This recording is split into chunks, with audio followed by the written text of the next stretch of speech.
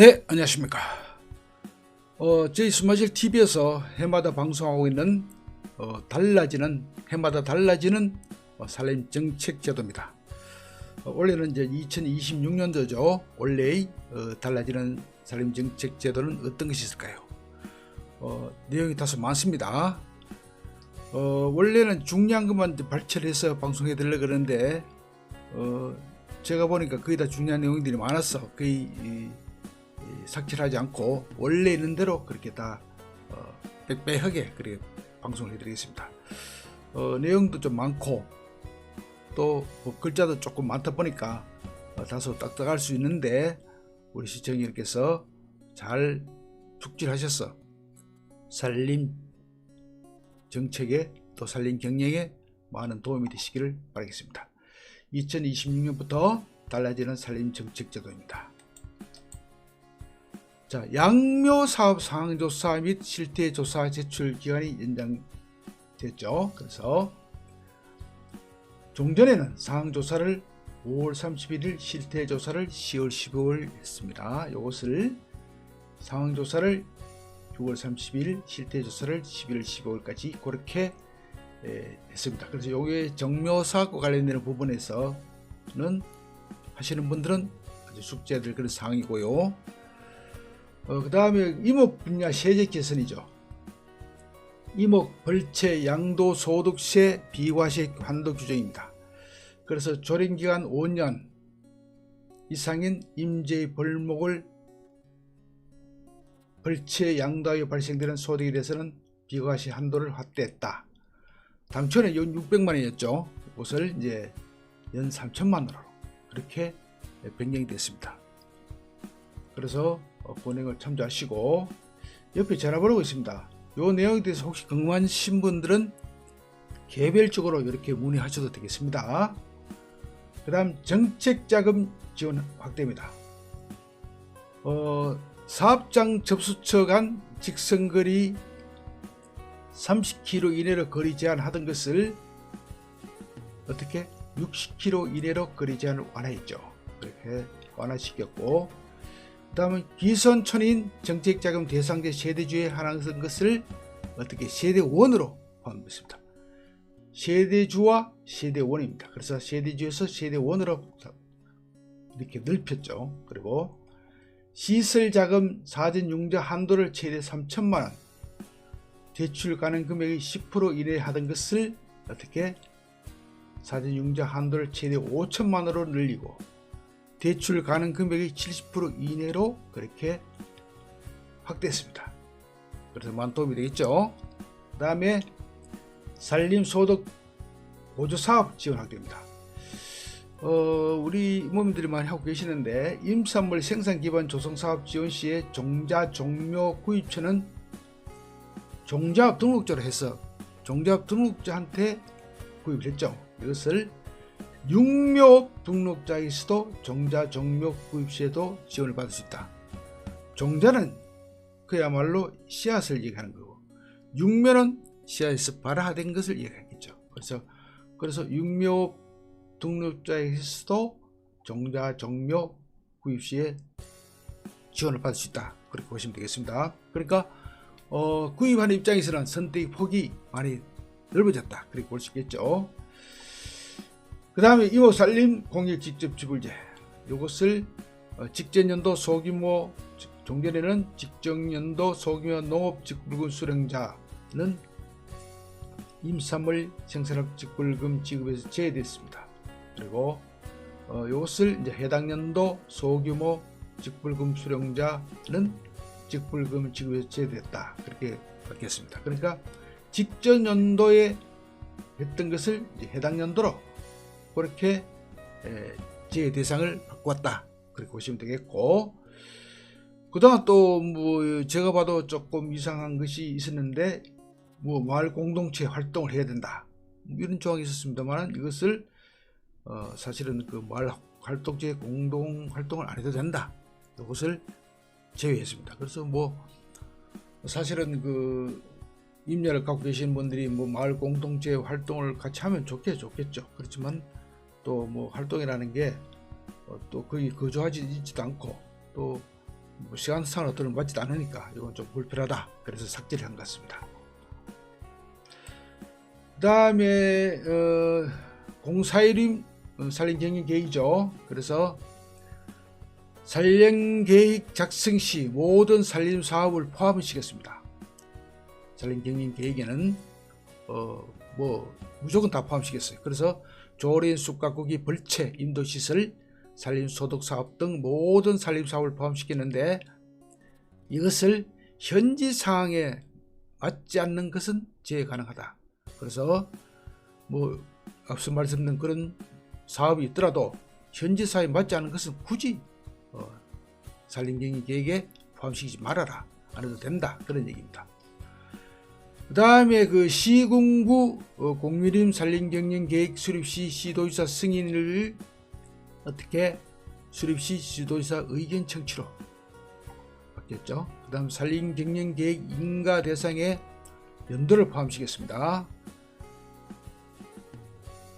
여기에는 벌채, 굴치, 인도 등의 연도, 장소, 양, 방법 등을 그렇게 포함시켰는데 산림경영계획 인가 대상을 완화시켰습니다. 연도를 제외했습니다. 제외했죠. 그래서 병인가 대상을 벌채, 굴치, 인도시설 등의 장소, 양, 방법으로 그렇게 바뀌었다. 연도를 제했다. 그렇게 보시면 되겠습니다. 그 다음 사유림 산림경영계획 인가 처리 기간을 31일에서 20일로. 그러니까 우리가 산림경영계획 인가를 더 빨리 받을 수 있다. 11일 단축시켰다. 그렇게 보시면 되겠습니다. 그 다음에 그 산림치유지도사 등급별 자격 기준을 관련 아까 85개에서 3개를 더 늘렸습니다. 어떻게? 산림조경 비즈니스과 산림생태소경학 전공, 치유산업학과로 그렇게 3개 학과를 더 늘렸네요. 그래서 우리 산림치유지도사 자격증을 취득할 수 있는 학과가 더 늘어났다. 그렇게 보시면 되겠습니다. 그 다음에 그 산촌 촬영 쉼터죠. 이거 새로 신설했습니다. 올해 7월부터 시행할 예정은 있습니다. 그런데 이것이 새로 신설이 되었고, 산촌 체험 및 산림경영 지원을 위한 산촌 촬영 쉼터 도입. 이것은 저희 그 스마트 TV에서도 별도로 산촌 촬영 쉼터에 대해서는 방송을 해드렸죠. 또 많은 분들이 그 관심을 가지시고 또 질의를 해주셨는데 원래 7월부터 이제 시행될 예정으로 있고, 이 부분은 신설되었다. 그렇게 보시면 되겠습니다. 그 다음에 석재 사업자 및 전통성 석재 제품의 선정 제도가, 이것은 우수 사업자 신청 인증을 원래 종전에 했었는데 이것을 인증을 선정으로 간섭했다. 그렇게 보시면 되겠고, 자, 국가숲 운영관리를 신설했습니다. 국가숲길 운영관리 지침만에서 이것은 중앙협의회, 지역협의회 구성 국가숲길 운영 계획 수립 및 이런 거 연차별 계획을 그렇게 하도록 그렇게 했습니다. 이것은 아마 그 산림청에서 국가숲길을 지금 많이 조성하고 있고, 지금 대표적인 게 이제 동서 트레일, 우리 그 세계적인 그 트레킹 코스가 산티아고 길 있죠. 그와 비슷한 우리 동서 트레일, 저 울진에서 출발해서 그대로 변산반도, 태안반도죠. 변산반도가 아니고 까지 연결하는 대단한 그런 길을 조성하고 있습니다. 그래서 국가숲길 운영 관리에 대해서 별도 지침을 마련한 것 같습니다. 앞으로 이런 지침을 통해서 이제 국가숲길이 이제 가려지겠다. 그래 볼 수 있겠습니다. 그 다음에 그 산림고시 품질품셈을 이제 신설했습니다. 이것은 이런 내용이고요. 그다음 산림유전자 보호구역 치유숲 조성회의입니다. 산림치유에 대한, 종전에는 산림치유에 대한 국민적 관심과 수요가 증가하나 산림유전 자원보호구역 내의 치유숲 조성이 제한되어 있습니다. 그래서 이런 것을 조금 완화를 시켰다. 산림유전 자원보호구역 내 형질 변경이 많이 수반되는 숲속의 집, 음식점 등 신설을 제한 치유숲 조성은 허용된다. 그래서 형질 변경을 많이 하지 않는 그런 우리 지우숲 하더라도 꼭 행질병이 안 해도 할 수 있는 것이죠. 숲에서 머무는 순간이 그런 것을 친환경적으로 할 수 있으니까요. 그런 것을 이야기하는 것 같습니다. 그 다음에 산림보호구역 지정 해제 심의 기준을 개설했습니다. 그래서 이것을 실제로 해제권까지 자의적 해석 방지를 위해서 그렇게 이제 구체적으로 기준 적용 한계를 두는데요. 이것을 이제 체계적으로 지정 방안을 심의 기준을 합리적 체계적인 관리로 다시 한번 손을 봤다. 그렇게 보시면 되겠습니다. 다음에 청원산림보호직원 유사 경력 인정 범위, 이것은 뭐 산림청원 하시는 분들하고 이제 관계되는 건데, 종사하시는 분들 종전에 상근 근무 경력이 필요했는데 이것을 이제 국가 및 기관제 상근 근무 경력과 동일하게 100% 미동일 50%로 적용하고, 동일 분야의 이제 민간 경력도 인정한다. 그런 것을 이렇게 바꿨습니다. 자, 산림보건기술자, 산림보건 전문가 추가 및 산림보건기술자 개치 기술 신설을 신설했습니다. 최근에 요 생긴 제도인데, 이것을 이제 최근에 이제 산림보건에 관련된 것들이 상당히 많이 좀 일자리들이 창출되고 있기 때문에 이런 것을 이제 신설했습니다. 그래서 산림기술자 종류를 현행 3종 플러스 산림보건기술자를 뒀고요. 그래서 산림보건기술자라는 새로운 일자리가 창출됐다, 그렇게 보시면 되겠습니다. 그죠?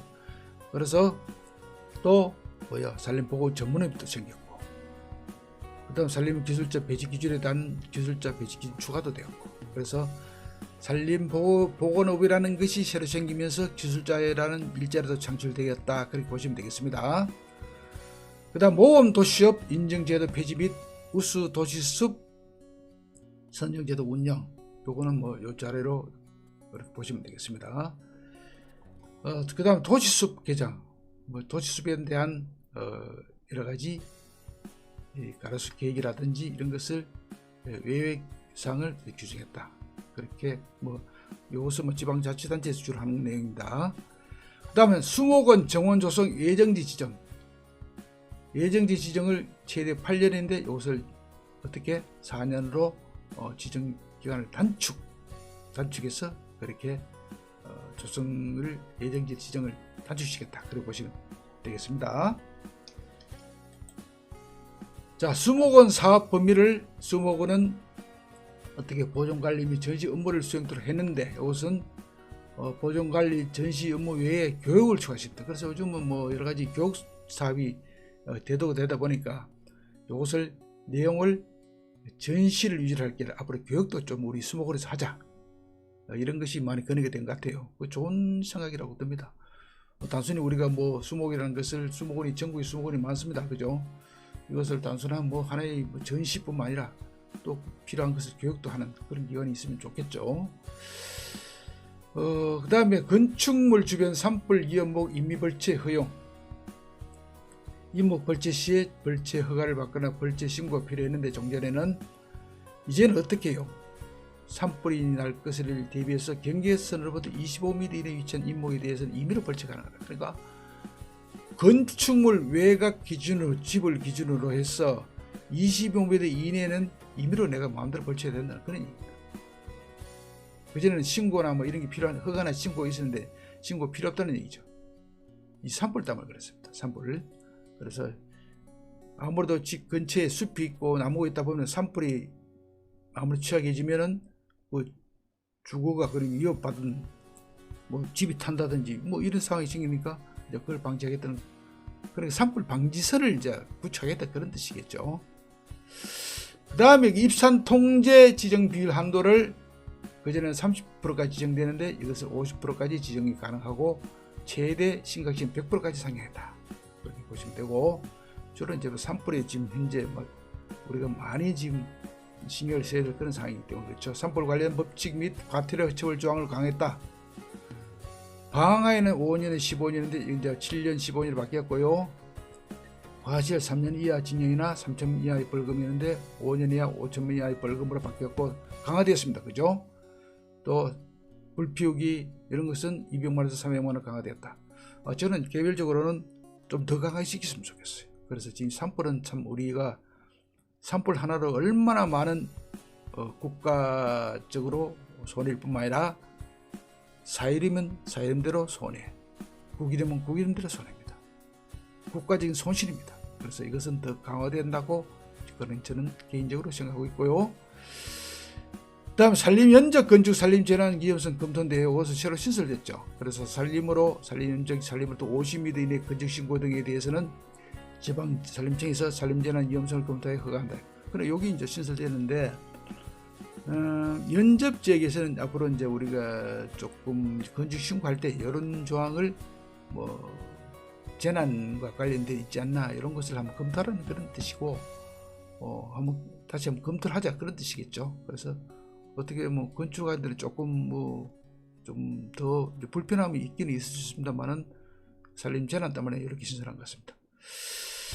그 다음 산림 병해충 방제 명령을 신설했습니다. 그래서 하도 재선충도 많고 뭐 듣다 보니까 이렇게 신설한 것 같은데 산림 소유자 등이 90일까지 방제 조치 명령을 이행하지 않은 경우에는 이렇게 집행을 할 수 있다 그런 뜻이겠죠. 그리고 소요된 비용도 징수 가능하다 그런 뜻입니다. 그래서 방제를 명령을 이제 이행하지 않을 경우에 이런 것이 생긴다 그렇게 보시면 되겠죠. 그 다음에 방제 대상목 고사목 종전에 이제 심하게 보호되어 조직이 부서지는 고사목은 방제 대상목에서 제외시키는데 이것도 이제 부서지는 고사목도 방제 대상목에 포함됩니다.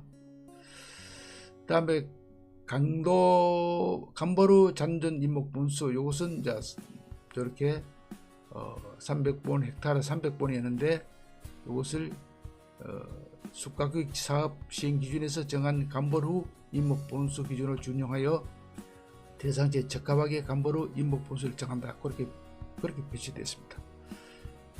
그 다음 간보루시 벌채 산물 처리는 파시하도록 규정이 되어 있는데 이걸 앞으로 이제 파시의 대용량 훈증 제재 건조 열처 등의 처리를 하도록 그렇게 개정했습니다.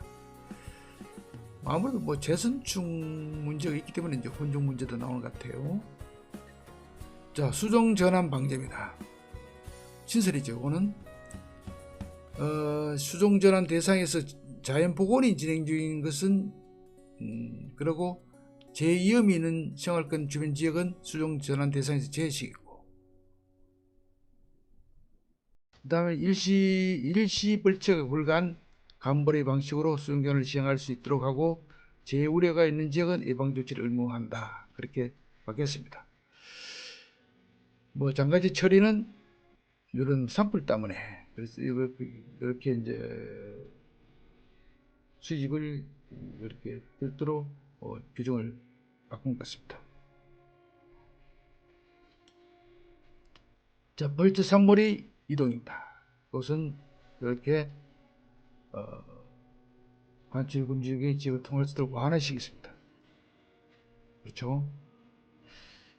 방제 비용 지원 기준은 이렇습니다. 그래서 요거는 뭐 참고하시면 될 것 같은데, 요것은 우리 주로 이제 방제 비용과 관련된 내용이니까요. 참고하시고, 그 다음에 소나무 재선충 방제 사업 표준 품편도 이제 새로 요건 신설했습니다.